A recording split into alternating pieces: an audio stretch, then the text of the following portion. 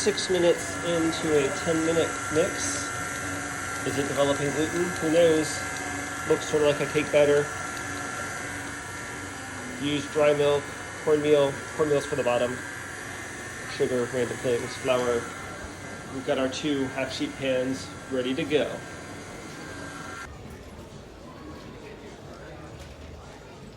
Yeah, a little window pane, maybe? Sort of.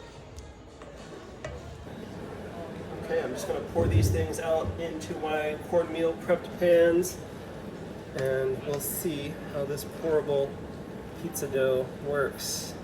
Just gonna sort of eyeball how much goes in each one.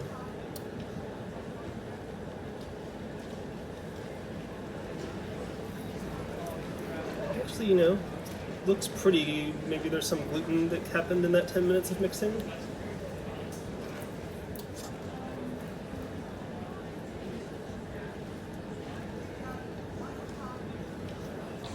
Popped up, a few bubbles.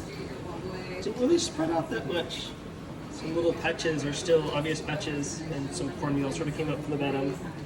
But a little rise. After pre-bake, not too bad. Feels sort of like bread, a little spongy.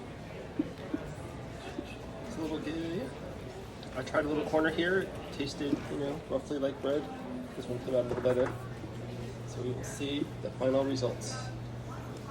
Sauce is cooking. Cheese pizza. Not too bad. Not too good.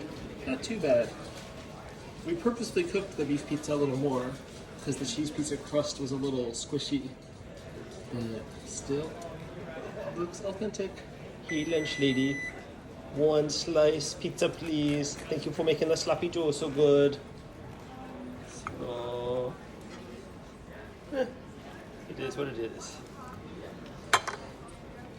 Middle, much less stuck. Underneath, yeah. You know what? I had to pay 85 cents for it.